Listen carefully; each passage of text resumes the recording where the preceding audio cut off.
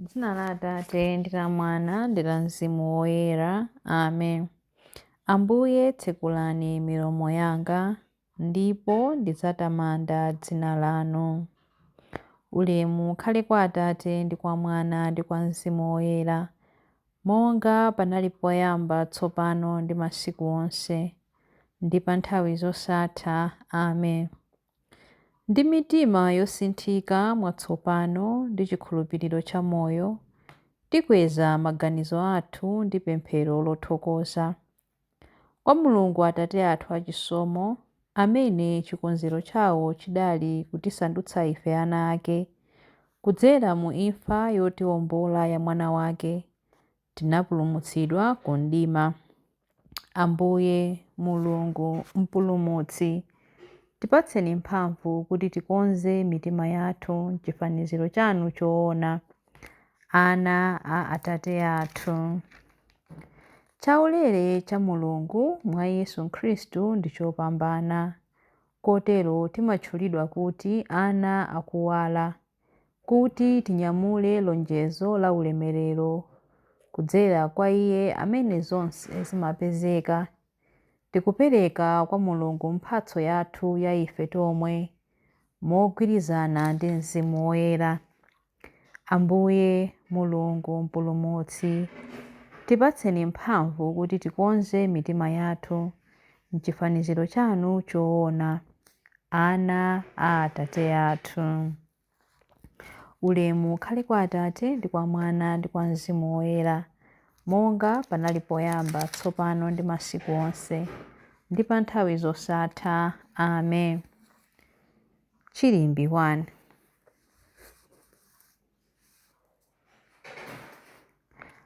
Ndikukweza mtima wanga kwa Inu Ambuye, ndipo mudzamva pemphero langa la mmawa.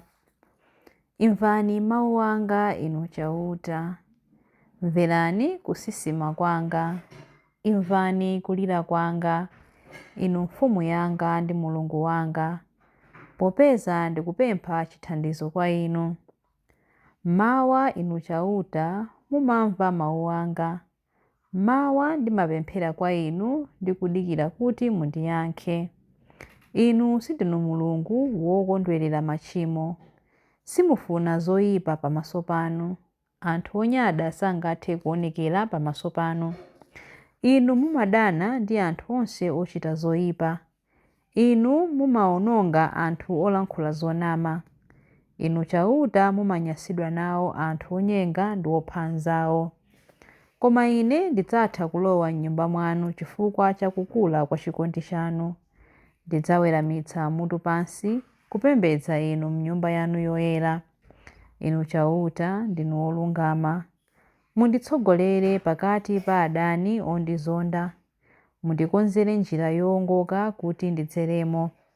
Adani anga amalankhula mabodza okhaokha, mtima wawo umangofuna kuwononga. Mu mmero mwawo muli ngati manda apululu, ndipo lilime lawo limalankhula zonyenga. Koma onse othawira kwa Inu akondwere, aziyimba ndi chimwemwe nthawi zonse. Inu muwatchinjirize kuti okukondani akondwere chifukwa cha chitetezo chanu. Inu chauta mumadalitsa munthu wochita chilungamo. Kukoma mtima kwanu kuli ngati chishango chomuteteza. Ulemu ukhale kwa Atate ndi kwa Mwana ndi kwa Mzimu Woyera, monga panali poyamba, tsopano ndi masiku onse, ndi pa nthawi zosatha. Amen. Ndikukweza mtima wanga kwa Inu Ambuye, ndipo mudzamva pemphero langa la mmawa. Chilimbi 2. Tiyamika dzina lanu la ulemerero, Inu Ambuye Mulungu wathu. Mutamandike mpaka muyaya, Inu chauta Mulungu wa Israeli, kholo lathu. Inu Ambuye ndinu akulu, amphamvu, aulemerero, opambana pa nkhondo ndiponso oposa pa ulemu, popeza zonse zakumwamba ndi zapansi pano nzanu. Mfumu ndinu nokha, Inu chauta, ndipo wolamulira zonse ndinu. Chuma ndi ulemu zimachokera kwa Inu, ndipo mumalamulira zonse chifukwa muli ndi mphamvu zonse. inu nokha mutha kukweza munthu ndi kumpatsa mphamvu. Tsopano tikukuthokozani inu Mulungu wathu ndi kutamanda dzina lanu la ulemerero. Ulemu ukhale kwa Atate ndi kwa Mwana ndi kwa Mzimu Woyera, monga panali poyamba tsopano ndi masiku onse ndi pa nthawi zosatha. Amen. Tiyamika dzina lanu la ulemerero Ambuye Mulungu wathu. Chilimbi 3. Pembedzani Ambuye m'mabwalo awo oyera. Tamandani chauta inu okhala kumwamba, tamandani ulemerero wake ndi mphamvu zake. Tamandani ulemerero wa dzina la chauta, mumpembedze mu ulemu wa ungwiro wake. Liwu la chauta likumveka pamwamba pa nyanja, Mulungu wa ulemerero wachita bingu. Liwu lake lamveka pa nyanja yayikulu. Liwu la chauta ndi la mphamvu, liwu la chauta ndi la ulamuliro. Liwu la chauta limathyola mikungudza. Chauta amathyolathyoradi mikungudza ya ku Lebanoni, amagwedeza phiri la Lebanoni kuti lizivinavina ngati likonyani. Amavinitsa phiri la Siriyoni ngati mwana wanchati. Liwu la chauta likutulutsa malawi a moto. Liwu la chauta likugwedeza chipululu. Chauta akugwedeza chipululu cha Kadesi. Liwu la chauta likuzunguza miwanga, likupulula masamba a mitengo yonse m'ndodo. Onse am'nyumba mwake akufuwula kuti ulemererowo. Chauta amalamulira nyanja zonse, amakhala kwamuyaya pa mpando wake wachifumu. Chauta amapatsa anthu ake mphamvu, amawadalitsa anthu ndi mtendere. Ulemu ukhale kwa Atate ndi kwa Mwana ndi kwa Mzimu Woyera, monga panali poyamba tsopano ndi masiku onse ndi pa nthawi zosatha. Amen. Pembedzani Ambuye m'mabwalo awo oyera. Mawu a Mulungu. Mawu akuchokera mu buku la Exodo. Exodo 19 verse 4 mpaka na 6a. Mudaona muja ndidakunyamulani monga mmene mphungu imanyamulira ana ake pa mapiko ake, ndipo ndidakakufikitsani kwa Ine. Tsono mukamandimvera ndi kusunga pangano langa, mudzakhala anthu anga pakati pa makamu onse, pakuti dziko lonse lapansi ndi langa, ndipo inu mudzakhala anthu onditumikira Ine ngati ansembe, ndiponso ngati mtundu woyera. Mawu a Ambuye. Tithokoze Mulungu. Chiyankho. Mulungu mwini adzandipulumutsa ku msampha wa mlenje. Mulungu mwini adzandipulumutsa ku msampha wa mlenje. Kwa iwo amene angathe kunditchera ndi mawu awo onyenga ndi ku msampha wa mlenje. Ulemu ukhale kwa Atate ndi kwa Mwana ndi kwa Mzimu Woyera. Mulungu mwini adzandipulumutsa ku msampha wa mlenje. Chilimbi cha nyimbo ya Zakariya. Bwerani kuno inu odalitsidwa, Atate anga. Lowani mu ufumu umene adakukonzerani chilengedwere dziko lapansi. Adalitsike Ambuye Mulungu wa Israeli. Wadzayendera anthu ake ndi kuwawombola. Watiukitsira ife mpulumutsi wamphamvu, nyumba ya Davide mtumiki wake, monga adalonjezera ndi milomo ya anthu oyera, iwo amene adali aneneri pa nthawi yakale. Mpulumutsi amene adzatimasula ife kwa adani athu, ku manja a onse amene amadana nafe. Choncho chikondi chake pa makolo athu chakwaniritsidwa, ndiponso pangano chake choyera chakumbukiridwa. Adalumbira kwa Abrahamu atate athu kuti adzatilola ndi ufulu ku mantha ndi kupulumutsidwa m'manja mwa adani athu, kuti tithe kumutumikira Iye mkuyera ndi mwachilungamo masiku onse a moyo wathu pamaso pake. Kwa iwe mwana wang'ono udzayitanidwa mneneri wa Mulungu wamwambamwamba.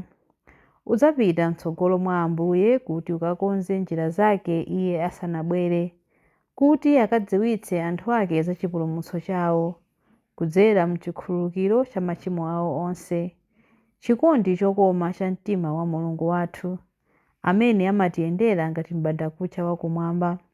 Adzapatsa kuwala iwo amene ali mdima, iwo amene akukhala mu mthunzi wa imfa, ndi kutitsogolera ife mu njira ya mtendere.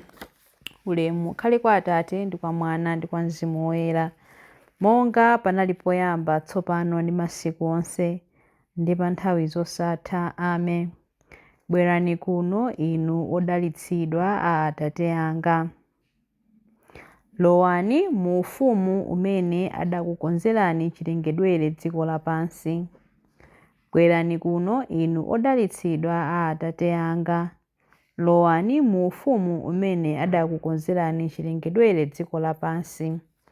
Mapemphero.